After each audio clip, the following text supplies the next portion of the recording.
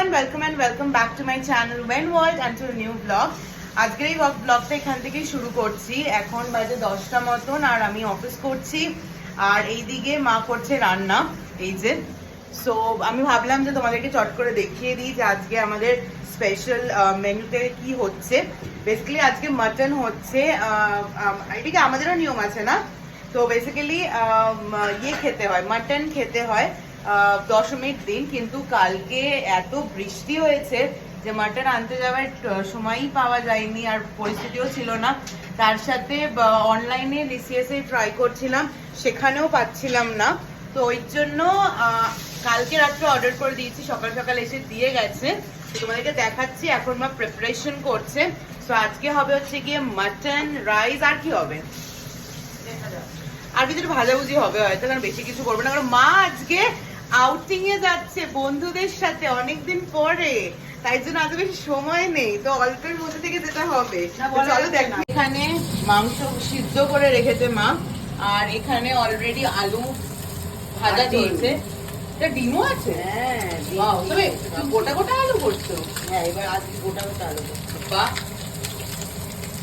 এসে দেখি দাদানের কম্পাউন্ডার বিজন দাদান এসেছিল গাঙ্গুরাম থেকে, মিষ্টি নিয়ে এসছে। এগুলো দিয়ে কি বলে, বালুশাই না, বালুশাই নিয়ে এসছে, তো এগুলো খাবো। কিন্তু আমি এখন এসছি একটুখানি মাটন কত দূর সেটা দেখার জন্য। এই যে দেখো মাটন এখন এত দূর, এখন অনেকটাই টাইম আছে মাটনটা হওয়ার।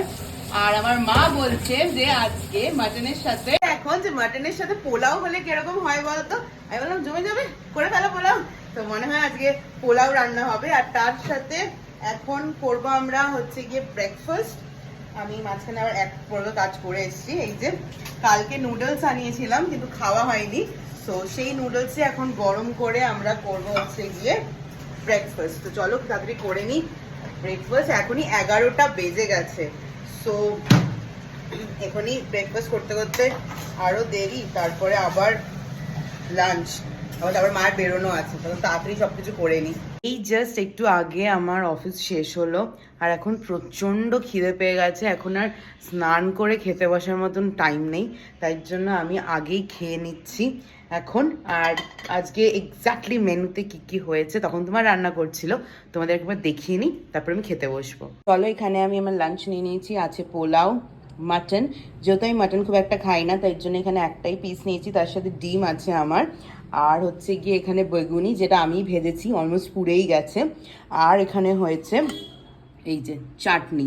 সো এইটা হচ্ছে গিয়ে আজকের লাঞ্চের মেনু। তো চলো করে নিই। এই যে সেজে গুজে এখন চলছেন বন্ধুদের সাথে দেখা করতে। Tata, enjoy. দেখো আমি কত ভালো, আমি বলি এনজয় করো গিয়ে। টাটা।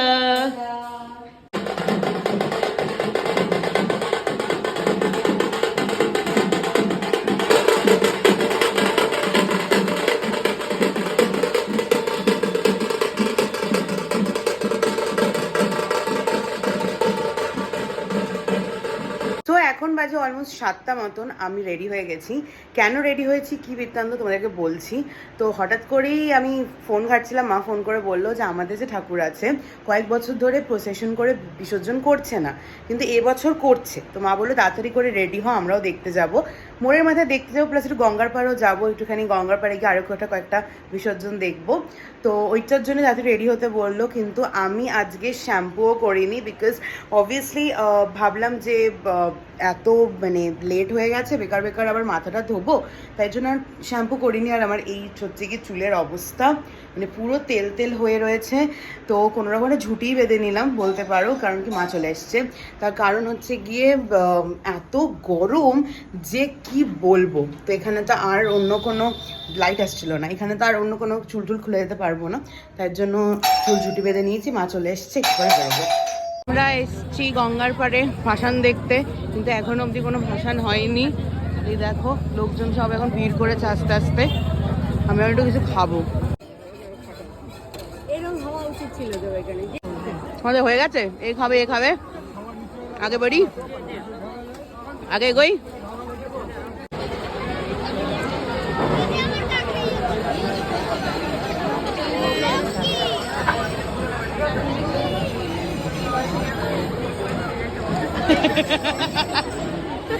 আমাদের এখানে লাইভ রিপোর্টার।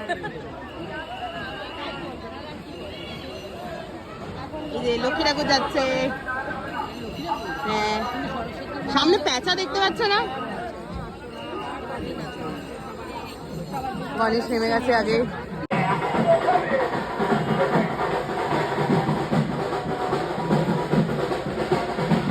অনিন্দ সুন্দর মাতৃ প্রতিমা অঙ্কুর ক্লাব সার্বজনীনের আন্তরিক প্রীতি শুভেচ্ছা এবং অভিনন্দন।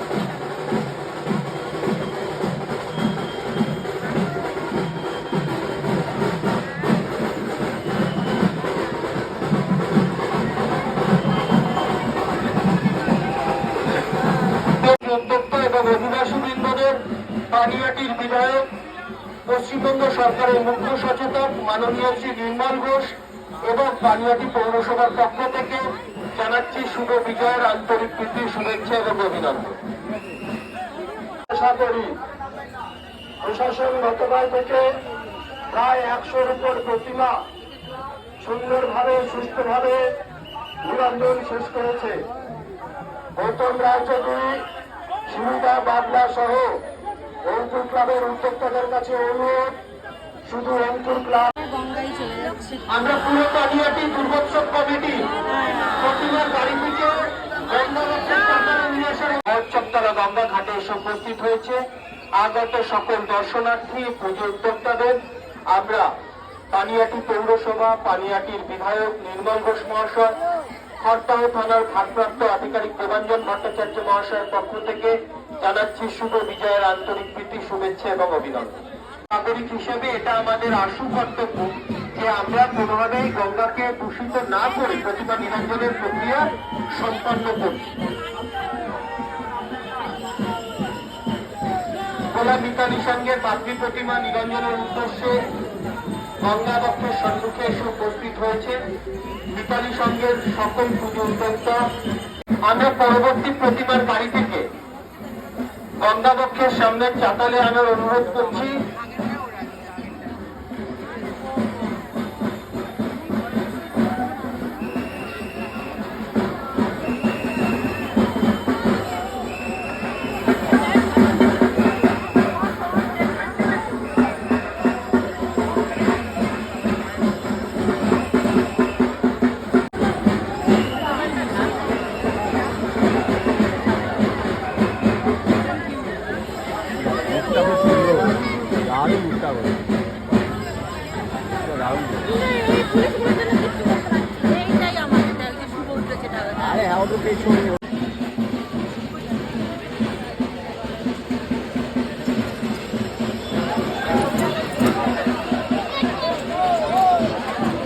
এখন গাড়িটিকে ওখানেই থাকুন, ঐক্য সন্ন্যাসী গাড়িটিকে ওখানেই দাঁড় করিয়ে রাখো।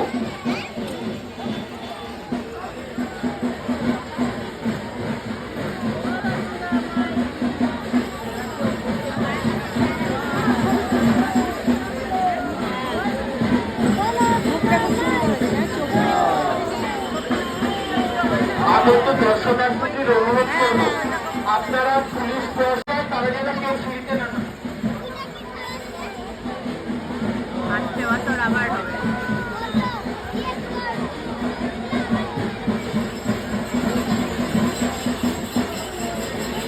ঐক্য সম্মেলনী মাতৃ প্রতিমা নিরঞ্জনের উদ্দেশ্যে গঙ্গা বক্ষের সম্মুখে এসে উপস্থিত হয়েছে। আমরা আগত সকল পুজো উদ্যোক্তা এবং অধিবাসী বৃন্দদের দর্শনার্থীদের পানিহাটির বিধায়ক তথা পশ্চিমবঙ্গ সরকারের মাননীয় মুখ্য সচেতক